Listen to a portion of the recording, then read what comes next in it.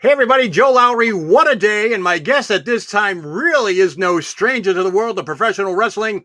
He's a former WWE superstar and Intercontinental Champion, a former WCW star who held the World Television title, and way before that, but you didn't know, he was a Gold Glove boxer.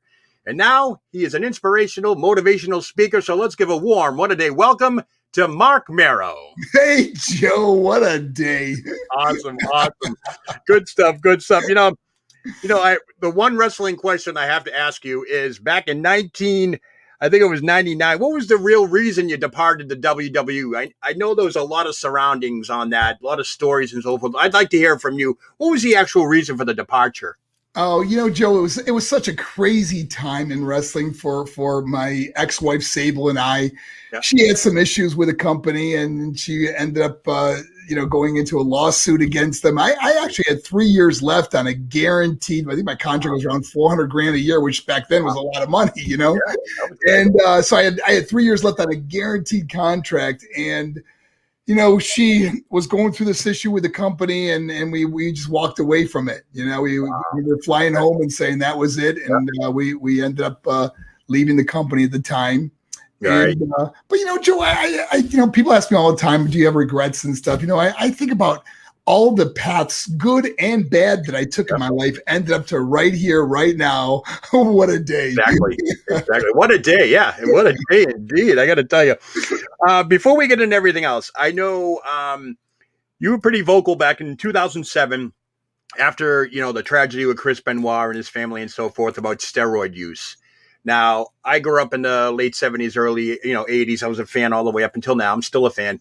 And steroids was rampant, obviously, back in the 80s and the 90s. The bigger you are, the more marketable now. We see it on the documentaries now. Steroid use somewhere is built in there. Why that time, 2007, did you think it was a good idea to get up forward and to say, hey, look, this is no good anymore. We got to stop doing this? Well, Joe, if you can remember, we lost many wrestlers back then.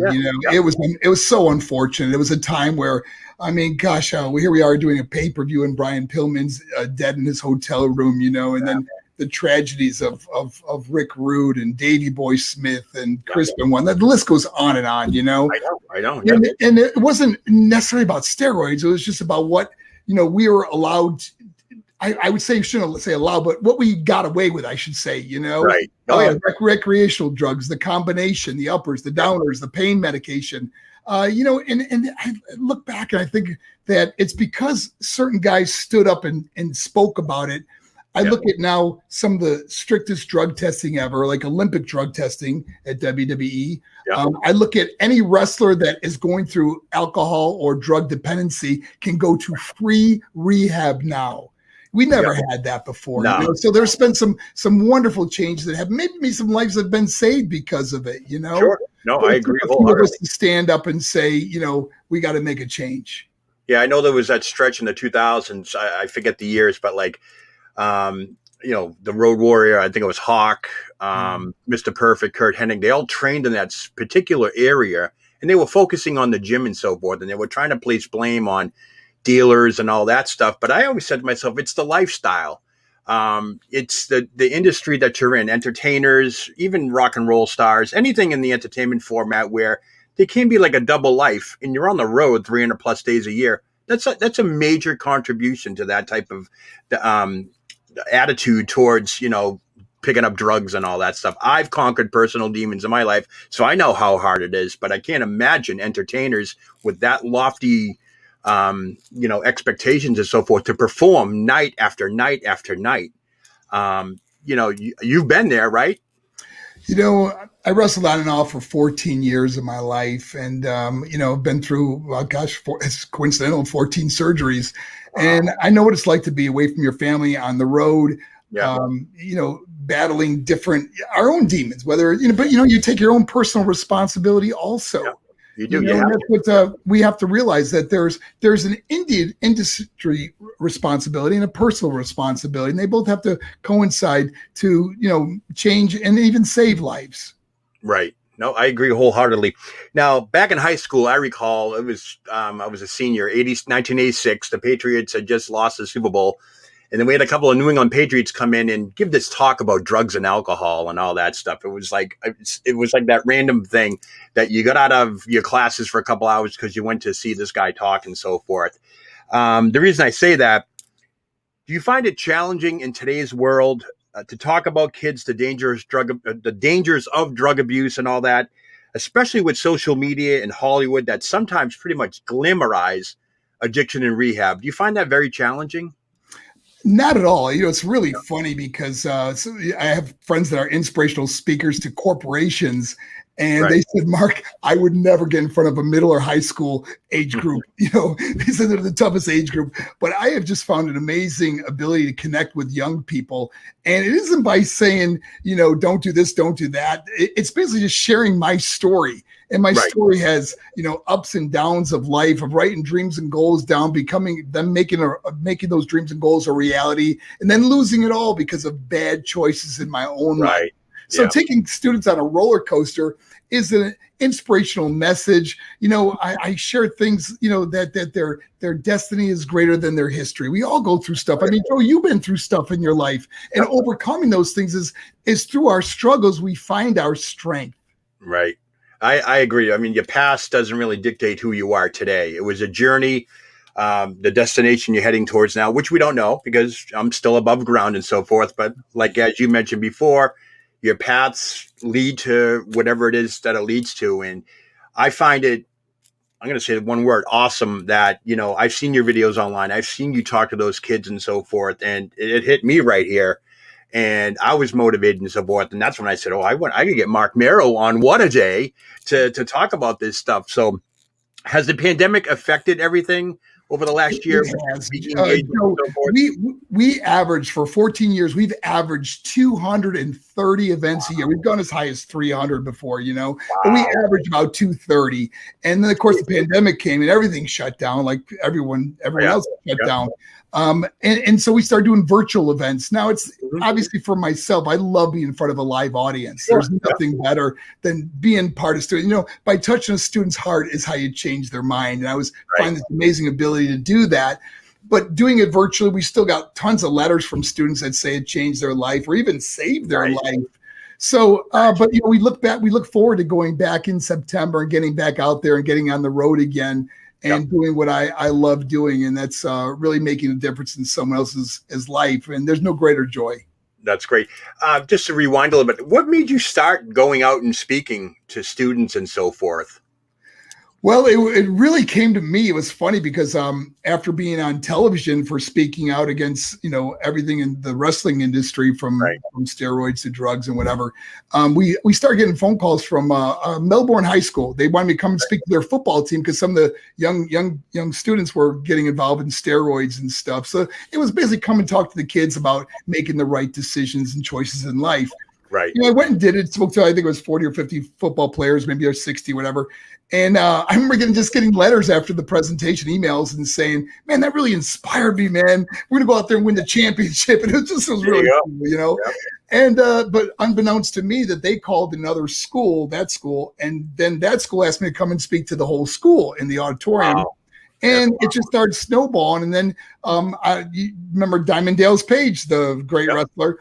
He's one of my closest friends. And when I was speaking to schools in Georgia, DDP, I was staying at DDP's home, and he said, hey, you mind if I come out and film some stuff, And they came out and videotaped it. And he said, hey, Mark, the guys put together this 5-minute video. You mind if they put it up? It might go viral. Sure enough, that video has been seen. Yeah. We added up one day because a lot of people have taken and shown it on their own YouTube channels. Sure, yeah. We found over 500 million people have seen that video. But so it's very inspirational, It's incredible. And it led to speaking engagements all over the world. I went to Russia and spoke at schools in Russia. Wow. 2 years ago, we were in Guatemala, and then we're up in Canada all the time. So it's becoming international. And I don't know. I just have such a great time meeting students, interacting with students. But you know what's so cool now, Joe, is that this is my 15th year speaking now. Okay. And you get letters from students that saw me present back in high school, 12, 15 years ago, that now professional athlete, own their own company, have kids of their own, and they always say to me, Marc, the day you came was the day I wrote my dreams and goals into existence. It changed my life. That's awesome. It is the best feeling in the world. And it happens so often because if I go out to a restaurant or somewhere, somewhere will recognize me or come up to me and talk to me about that, or a parent will come up and say how I changed their kid's life. So it's really cool. We need more of that in this world. That is for darn sure, because Chris Herron, I'm not sure if you knew of him. Yes, he was a Massachusetts native. He has the Chris Herron Project. I actually got a little involved with that when my daughter was in high school, because he came to town and I thought what he was doing was incredible. And then I came across your videos and I'm like, they need more of this. I think high school children, especially, adolescent teens, need that guidance somewhere, because the peer pressures nowadays are just intense. I knew they were intense when I was in high school, but now with social media, it's even more. Joe, we live in such a fast-paced world. We're constantly thinking about what's coming next. Yeah. Instead of just, enjoying the moment we have right now. We often take for granted the very things in life we should appreciate. And much of it's the love of our own parents or siblings or people that really matter in our life. Exactly. And I tell you, when you leave this planet and you're on your deathbed, you're not going to care how many followers you got on social media. Your husband, your wife, your kids, or the people that meant something in life. So relationships are what it's all about. I used to say, they're not going to put that on your tombstone, how many followers you had and all that stuff. So I agree wholeheartedly. I mean, obviously, when I battled my demons and so forth, I learned to live by the day, one day at a time and so forth, because the fact is that's all we have. Yesterday's history, today's, the present. So I learned early on, but I can tell, like with my kids, they're all adults now. I'm a grandfather now, and I can only imagine what it's going to be like for that little guy to grow up. And, how fast is the world going to be when he gets that age, So I agree. There needs to be more positivity, especially in this day and age, coming out of this pandemic and so forth. It's been a really, a tough year for a lot of people. Whether it's stuck in their house or whatever. The thing is, we are seeing, and you hit the nail right on the head, was that we need more positivity, because we our parents probably said the same thing. I can't imagine what it's going to be like when my kids gets older, But there are so many amazing people out there. There's so much positivity, so much good stuff happening. But we always focus in what sells, the bad stuff. So we constantly are seeing negative news and bad things happening all over. Not that there aren't bad things happening, but there are so many good things happening that we never see, we never realize. And, we become who we surround ourselves with. You surround yourself with some positive people, man, you are on fire, That's infectious. It's a very infectious thing. Joe, you ever get off the phone with someone that is constantly negative or talking about someone else? I mean, when you get off the phone sometimes, it's like you actually physically feel tired. Yes. Because you just heard all this and you're like, oh my gosh, but you're around a positive person. It is so, uplifting. It gives you energy, and that's what there's an old saying, do people like to see you come in the room or leave the room? Yeah. I sure hope they like seeing me come in, man. Because exactly. I want to fire everybody up. That's funny because, I've never spent a lifetime on social media, but the last few years I haven't. And I've seen it go from happy-go-lucky social media to just outright depressing, to the point where you're not even on it really, except to promote whatever. But I don't see the funness anymore on that aspect. And I see it around a lot of people, but when you go to like a restaurant and everybody's having a good time, that becomes infectious. You're talking to people one-on-one, whether it's with a group and so forth. So I feel that coming out of this pandemic, hopefully, up here in Boston, May 29th is our big day. All sanctions, all restrictions are lifted. No more masks, all that stuff. Even when that news hit, I could see people's attitudes around here everyone got happier. Everyone's uplifted now. And now we're a few days away from that actually taking place. I don't mean to rant like that, but post-pandemic, you said you're going back on the road in September to talk to schools again? Well, we certainly hope so. We're getting offers to do that now. It's obviously up to the schools whether they want to have in-school auditorium presentations or gymnasium presentations. That's each school's going to be different, I assume, but wherever we are welcome, we will go. And I'm a 1,000,000-mile member on Delta, so I'm ready to fly, man. So you go all over the country. Obviously, you went overseas and so forth, but you go anywhere if they call you and ask. Oh yeah, we go just about anywhere. I mean, obviously there's a cost involved with airfare and everything. But yeah, we go. We're out to California. We go up to Canada, so we're all over the place. Right, awesome. That is fantastic. Real quick, for a lot of people who don't know who you are, but I find that impossible. How can they reach you on social media? Type my name in Marc. MARC MERO in social media. I'm on Twitter, Instagram, Facebook, and then of course go to our website, which is Think Pause, and Pause is POZ, is like zebra. thinkpause.org, and you can schedule me there at your school, your corporation, a church, community event. I just love making a difference in people's lives. Yeah, your enthusiasm, I said it before, is very infectious, and that is a gift right there. A lot of people don't have that. Some people want it, obviously, but you have that gift to really relate to people. I saw your videos. They hit me right here. And, that's not many people can do that. And me personally, I'd like to thank you for doing that. So I appreciate your time. Oh, thank you, Joe. I really appreciate you having me on your show. And man, I tell you something, it's nice to meet someone that's positive, upbeat, and I wish you the best, man. Thank you, man. I appreciate it. And by the way, Bill Apter told me to tell you to say hi. Bill Apter, it's going to be a blessing to teach you a lesson. Wild Willie, as we call him. He always wants to wrestle me for the belt, man. The OCW belt. That's awesome. Yes. Yep. I got a picture somewhere of them. He's actually right above me right there. We were at a place 2 years ago. So I got him front and center. And so great guy. But thank you so much, Marc, for coming on What a Day. Oh, thanks for having me. God bless everybody out there. Bye-bye. All right, folks, that was Marc Mero, former WWE and WCW superstar and current motivational speaker. You can check him out. Just go right into your search engine there and type in Marc Mero. He'll pop up.